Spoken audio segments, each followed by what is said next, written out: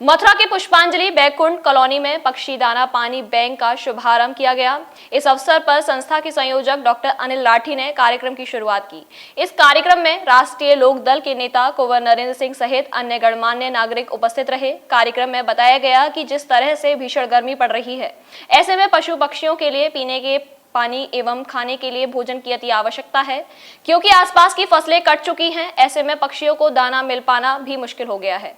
पक्षी प्रेमियों से सभी से आह्वान किया गया है कि अपने अपने दरवाजे के आसपास पानी के छोटे छोटे जल पात्र एवं कुछ ऐसे पात्र रखें जिसमें दाना इत्यादि रखा जा सके, जिससे जो भी पक्षी प्यासे या भूखे होते हैं वह अपना दाना पानी ले लें, जिससे पक्षियों को बचाया जा सके। उन्होंने कहा कि रखरखाव के अभाव में गौरैया चिड़िया विलुप्त होती जा रही हैं। ऐसे में हम सभी का कर्तव्य है कि ब्रज भूमि को पशु पक्षियों से सुसज्जित बनाएं, जिससे कि यहाँ का वातावरण पर्यावरणमय हो।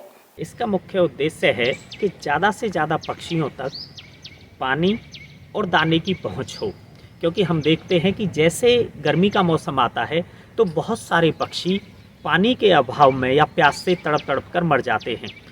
मैं जब बाहर जाता था, इंदौर, बैतूल या महाराष्ट्र के कुछ क्षेत्रों में जाता था, तो मैंने देखा कि वहाँ बहुत भारी संख्या में पक्षी मरते थे और गर्मियों में ये हर क्षेत्र में पक्षी मारे जाते हैं। उसी चीज़ को ध्यान में रखते हुए मैंने ये छोटा सा प्रयास किया कि ज़्यादा से ज़्यादा पक्षियों तक पानी उनको मिले और दाना उनको मिले, जिससे उनकी ज़िंदगी बच सके।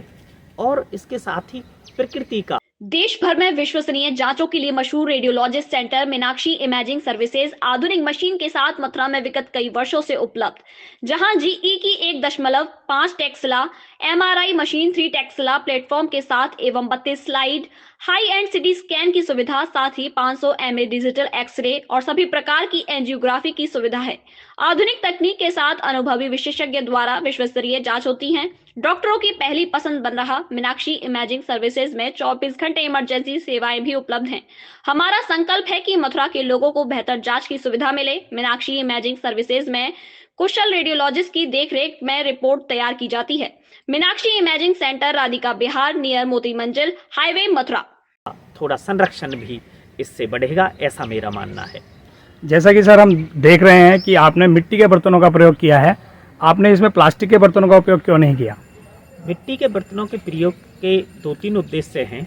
जैसे यदि हम प्लास्टिक के बर्तनों का प्रयोग करते हैं या प्लास्टिक प्रयोग में लाते हैं तो कहीं ना कहीं हम पर्यावरण को प्रदूषित कर रहे होते हैं, जो कि बिल्कुल उचित नहीं है।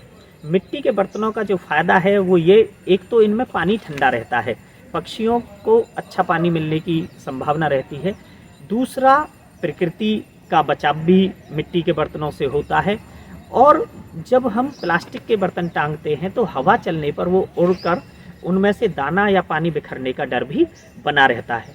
तो हर प्रकार से मिट्टी के बर्तन सही हैं। और इसका एक और मुख्य उद्देश्य कि जो मिट्टी के बर्तन बनाने वाले भाई हैं, कहीं ना कहीं बड़ी कंपनीज ने या जब से प्लास्टिक के बर्तनों का प्रयोग बढ़ा, उनकी आर्थिक स्थिति में काफ़ी बदलाव आया या कमज़ोर हुई। तो मेरा मानना ये है कि जितने ज़्यादा से ज़्यादा हम मिट्टी के बर्तन खरीदेंगे तो जो मिट्टी के बर्तन बनाने वाले भाई हैं उनके घरों में चूल्हा जलने की संभावना उतनी ही ज़्यादा मजबूत होगी, ऐसा मेरा मानना है। अच्छा सर, आप ज़रा ये हमें बताएंगे कि आप कौन कौन सा अनाज पक्षियों को डालते हैं? जहाँ तक अनाज की बात है तो हमें 2 बातों का इसमें विशेष ध्यान रखना होता है कि एक तो बाजरे का प्रयोग हमें गर्मी में नहीं करना चाहिए। हमारे साथ जुड़े रहने के लिए न्यू न्यूज के YouTube चैनल को सब्सक्राइब कीजिए, साथ ही बेल आइकन को दबाइए न्यू न्यूज की खबरें सबसे पहले देखने के लिए।